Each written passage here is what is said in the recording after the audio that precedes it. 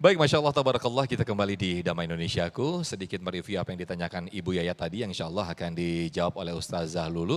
Bagaimana menyeimbangkan khususnya bagi anak-anak muda ini antara kegiatan atau aktivitas duniawi dan juga ukhrawi atau ibadah. Ustazah Lulu, silakan. Bismillahirrahmanirrahim, Masya Allah Bunda yang solihah, ini adalah ujian kita semua sebagai orang tua ya. Yang memang teknologi semakin canggih dan HP sepertinya anak-anak sudah akrab. Bangun tidur yang dipegang, HP mau tidur, HP ke rumah neneknya yang diajak ngobrol, diemnya karena HP. Dan bahkan masuk toilet yang dibawa HP. Abang Teguh ketiban palu sungguh terlalu. Makanya yuk sama-sama kita semangat untuk mengamalkan hadis Rasulullah Sallallahu Alaihi Wasallam. Bahwa Rasulullah senantiasa mengingatkan, ada Ibnu Umar yang saat itu berusia 12 tahun. Hiduplah di dunia ini seakan-akan engkau orang asing dan pengembara. Artinya mohon maaf itu hanyalah sebatas untuk senantiasa kenikmatan saja.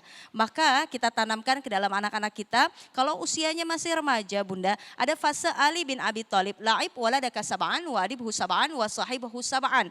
0 sampai 7 tahun ayahanda ada anak yang megang HP loh, 0 sampai 7 HP mulu. Makanya mohon maaf, sejatinya bermainnya jangan lewat HP, tapi ada motorik halus, motorik kasar. Ajak sini nak, yuk kita bercerita. Sini nak, yuk kita mewarnai. Ayo kita lari, ayo kita memanjat. Jadi lebih kepada fisiknya. Kadang anak-anak main fisik, main balap-balapan di HP mainnya. Ini pun juga bonding atau kedekatan dengan orang tua. 0 sampai 7. 7 sampai 14 maka disiplin ayah dan bunda. Bikin yang namanya list bangun tidur, kemudian sampai tidur lagi ya. Nah, itu ada tanda tangan anak dan ada tanda tangan kita. Adek coba lihat, kakak, abang jam 12 sudah siap-siap ya untuk ke masjid sholat berjamaah sayang. Ayo, Masya Allah. Dan orang tuanya pun ayahanda mohon maaf sama-sama mengajak juga memberikan tauladan yang terbaik. Bundanya pun juga seperti itu. Sama-sama bersinergi agar anak-anak kita mau berdisiplin. Nah ketika sudah disiplin maka usia remaja wasahibuhu sab'an. Dan usia 0 sampai 7, 7, 14, 14 sampai 21 tahun ini bersahabat dengan anak. Karena kenapa? Anak-anak yang biasanya sudah remaja menuju dewasa, hum la yuhibbun nasiha. Mereka tidak suka dinasehati. Mereka lebih senang untuk dijadikan sahabat. Nah tadi bagaimana? Yuk kita pingin banget nih yang namanya pakai hijab, pakai kerudung. Ayo kita nonton film yang tentang hijab. Masya Allah, jadi caranya mengajak, bukan mengejek, merangkul, bukan memukul. Ya insya Allah proses itulah yang nantinya menjadikan orang tua semakin dekat dengan anak dan mudah untuk dinasehati. Tapi mohon maaf, jaga juga ya ayah dan bunda untuk hartanya. Kadang kalau hartanya mohon maaf haram, syubhat, sulit untuk masuk ke dalam hati anak. Dan doa pun juga sulit untuk diijabah oleh Allah. Maka senantiasa kita jaga harta ya, yang halal, yang berkah dan senantiasa berdoa kepada Allah. Mohon maaf Ustadz, ada juga ini pengalaman, jadi ustadzah yang memang bercerita kepada saya, anaknya ini susah untuk tinggal HP. Tapi senantiasa ibunya ikhtiar dengan bangun sepertiga malam untuk munajat kepada Allah. Ini yang membuat hatinya lembut sehingga anaknya bilang, "Ma, aku udah gak mau main HP lagi, mau yang namanya masuk pesantren, Ma, pengen jadi anak yang soleh." Allahu Akbar, kita pun juga ingin seperti itu. Maka insya Allah senantiasa kita terus ikhtiar dan jangan lupa meminta kepada Allah. Insya Allah. Insya Allah, Masya Allah, terima kasih Ustazah Lulu atas jawabannya. Berikutnya Ustaz Rustandi mungkin ada yang bisa ditambahkan, silakan Ustaz. Baik, terima kasih. Saya pikir kalau yang dijelaskan sama Ustazah Lulu itu udah cukup lengkap ya. Tapi saya ingin mengingatkan dua permasalahan. Adibu auladakum min ghairi zamanikum. Ajari anak-anakmu itu yang tidak sejaman dengan kita. Kalau bilang kita zaman waktu mamah muda mah gak ada handphone, iyalah. Tapi bagaimana cara menyikapinya, yang jelas begini. Yang dibutuhkan sama anak kita itu adalah kefiguran. Figur, contoh gitu. Kita makanya tadi yang saya bilang tadi, dakwah dengan perbuatan itu lebih efektif daripada dakwah dengan ucapan, dengan omongan. Kalau diomongin anak kita pasti nggak mau atau malah kesinggung. Nah yang dibutuhkan adalah kefiguran. Bagaimana tadi Bunda berarti dua. Satu ketika bermain dengan handphone, anak kita bisa atur dengan waktunya. Tapi ingat banyak aplikasi, banyak tayangan yang nggak benar di handphonenya. Itu yang harus kita tanamkan malah ke mereka tentang keimanan. Allah tuh senantiasa melihat kepada kita gitu. Kalau waktunya sholat ya tetap pasti kita suruh, nih udah dengar, kamu nggak dengar adzan? Iya mah dengar, sholat dong. Mamahnya main handphone, mamahnya nonton TV, mamahnya nonton sinetron. Ini mohon maaf ya, bukan berarti nggak boleh nonton sinetron. Karena saya juga pemain sinetron, kalau ibu nggak nonton saya nggak ada yang bayar ya.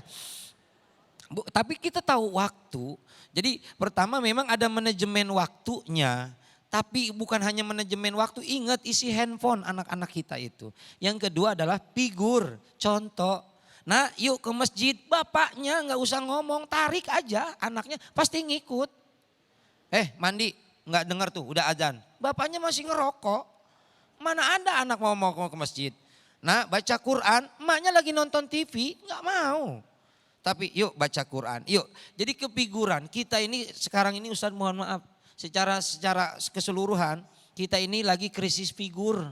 Mau siapa sih yang mau kita ikutin? Minimal secara skup kecil di rumah tangga anak bisa melihat figurnya adalah orang tua. Ingat al ibnu kama nasa'a waliduh. Anak mah tergantung ibu bapaknya.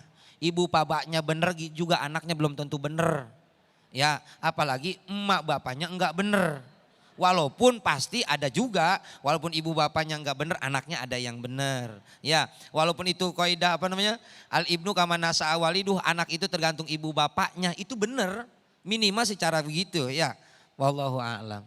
Baik, terima kasih Ustadz Rustandi. Berikutnya saya ke jamaah, ada Ibu Luciana sudah siap dengan pertanyaan. Silakan boleh berdiri Ibu Luciana, insya Allah nanti akan dijawab oleh Kiai Abdul Syukur.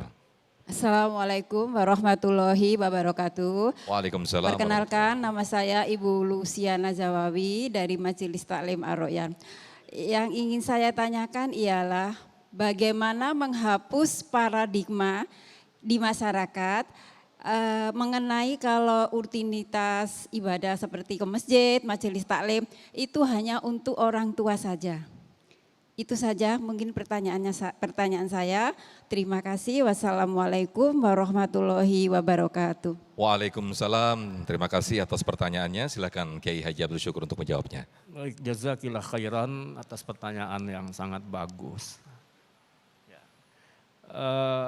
Kita yang mengelola dakwah ini hendaknya mampu membaca zaman. Majelis taklim bentuknya bukan hanya modelnya begini saja. Masjid juga butuh membenahi dirinya, dibenahi dengan bagus supaya apa? Membuat nyaman. Bahwa bukan hanya kesannya tempat perkumpulan orang-orang yang sudah, aduh nggak enak nyebutnya ya. Iya, kenapa sekarang sudah dibuat kok? Ya, program-program untuk anak-anak remaja, program-program buat anak-anak muda. Oh, kalau tempatnya di masjid mungkin mereka belum tentu ke masjid. Cari tempat yang kira-kira menyenangkan buat anak-anak. Menyenangkan buat para remaja. Sehingga apa? Urusan ibadah, urusan hamba Allah. Tidak mengenal usia. Mau muda, mau tua, semua orang punya kewajiban ibadah. Apalagi lagi ayatnya sudah dibacakan. Wa ma khalaqtul jinna wal insa illa liya'budun.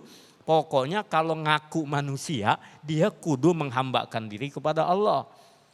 Jadi artinya apa?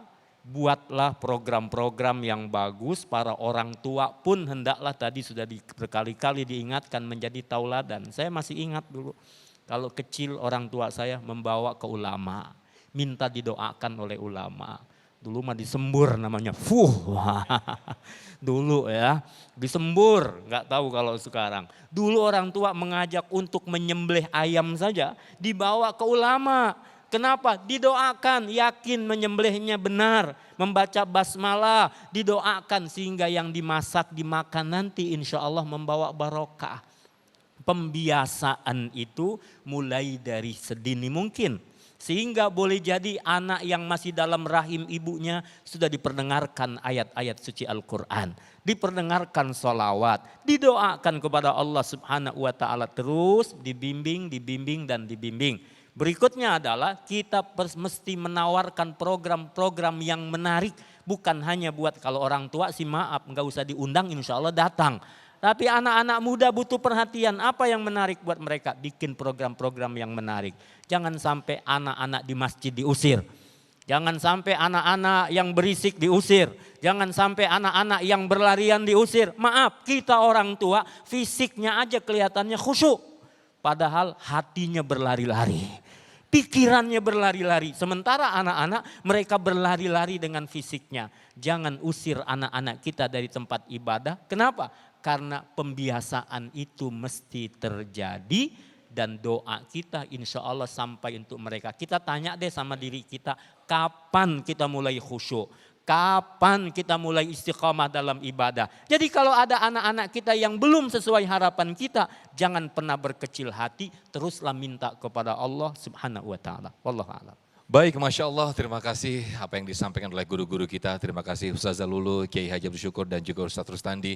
Mudah-mudahan memberikan khasanah dan juga membuat semangat kita untuk menjemput hidayah Allah, untuk menjadi motivasi dan semangat kita lagi untuk terus beribadah kepada Allah Subhanahu wa ta'ala. Pemirsa, jangan kemana-mana, tetaplah di Damai Indonesiaku.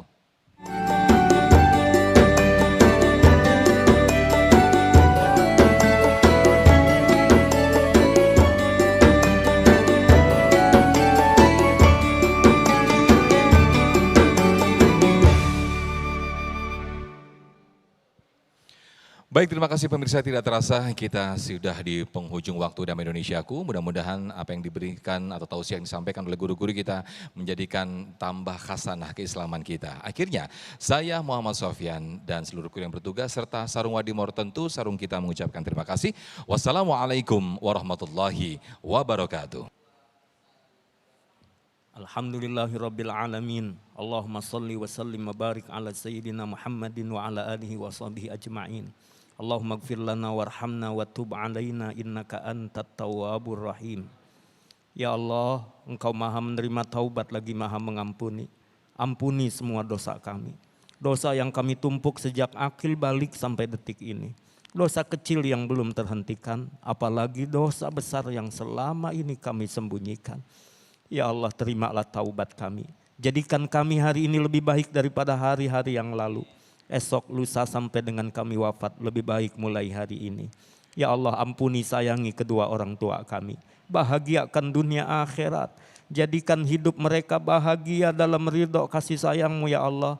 Jadikan wafatnya husnul khatimah. Mereka yang ada di alam barzakh, karuniakan taman-taman surga-Mu. Ya Allah, masukkan ibu ayah kami ke dalam al-jannah bighairi hisab. Ampuni sayangi kakek nenek kami, mertua, istri, suami, anak-anak, keturunan kami sampai hari kiamat nanti. Ya Allah, golongkan kami di antara hamba-hambamu, hamba-hamba yang sungguh-sungguh beribadah kepadamu, istiqamahkan kami dalam nikmat taat sampai perjumpaan yang indah denganmu. Ya Allah, karuniakan kami husnul khatimah, selamatkan kami dari segala fitnah, dari tipu daya setan, siksa kubur, dari azab api neraka.